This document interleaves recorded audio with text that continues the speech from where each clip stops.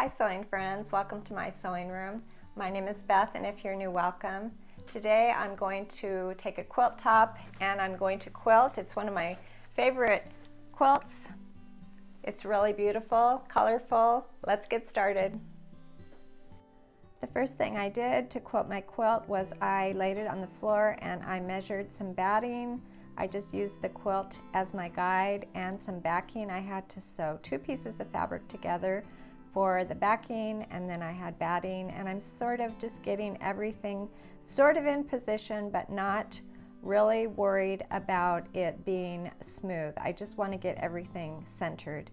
And after I got everything centered, I took it to a table in my sewing room and I started at one end.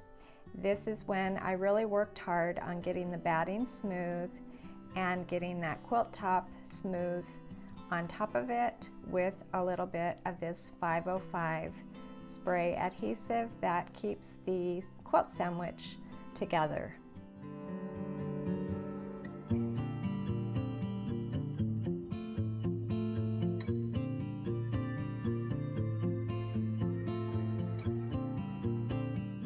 Wanted to mention that I made this quilt top in a previous video, and I will leave the link below to show you how I put these quilt blocks together.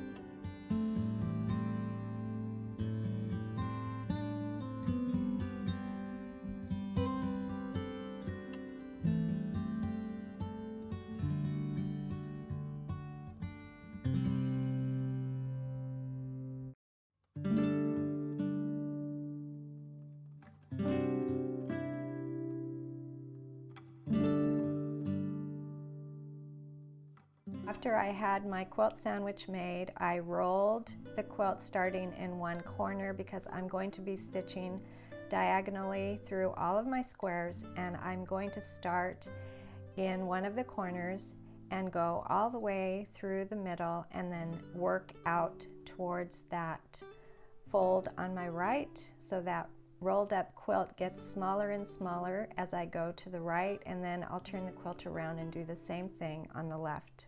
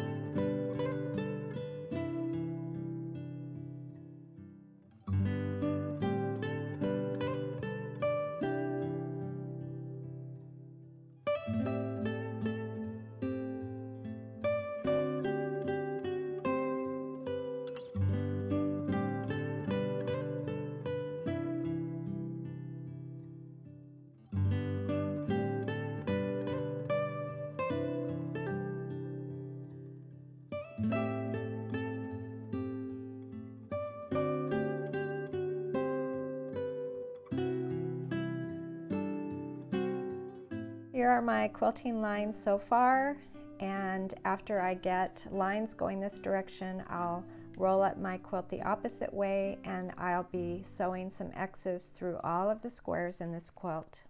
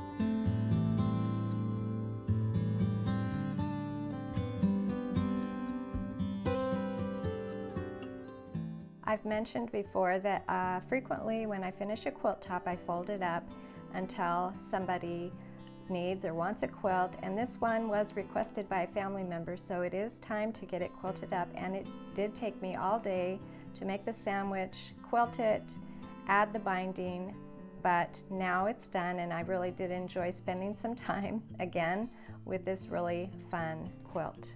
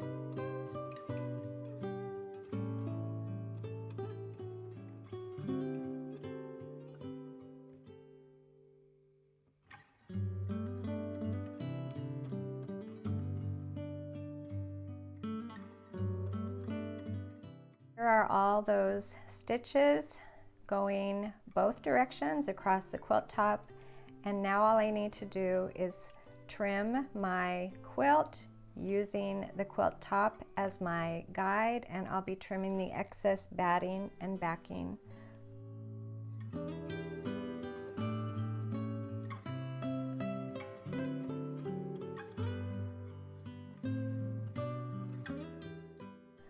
I cut my binding strips 2.5 inches, and then I joined them, sort of placing them at right angles and sewing from corner to corner, and then trimming off that little excess triangle.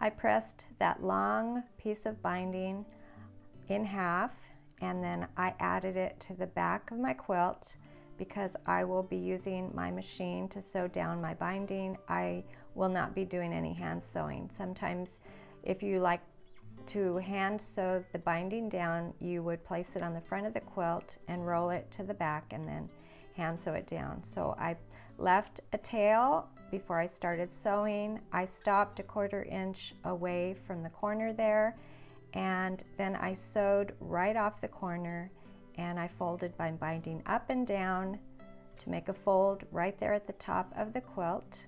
And then I'll start sewing the binding down from the very top. And I do have other videos about adding binding, and I will leave a link below on one of those videos about how to add binding.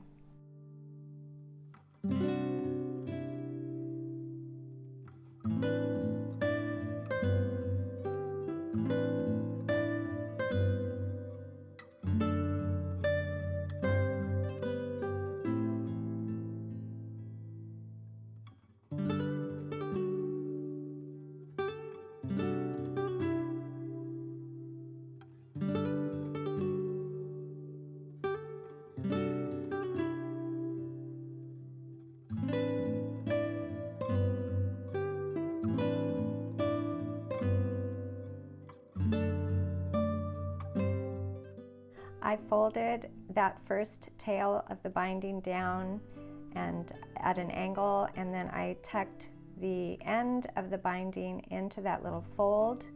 Now I will sew right across that from where I had finished to where I started, and this binding will now be completely on. This is the lazy man's way because I didn't sew that folded area. But there is a way to sew it together, and like I said, I have a video on how to do that. This is just the lazy way to do it. And then I pinned all the way around. I used some blue thread and top stitched, and then this quilt top was complete.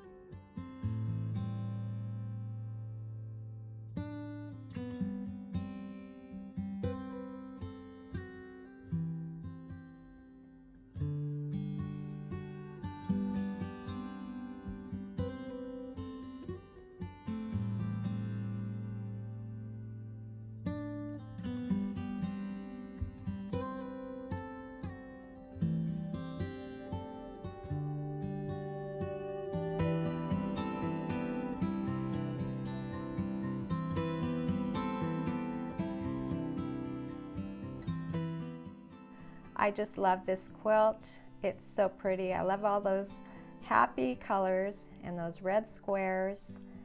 Thanks for sticking with me with this video. It did take a while to quilt, and it's probably a little bit longer of a video, but I appreciate you spending time with me sewing today. It's always nice to sew with friends. Thanks for joining me, and I'll see you next time.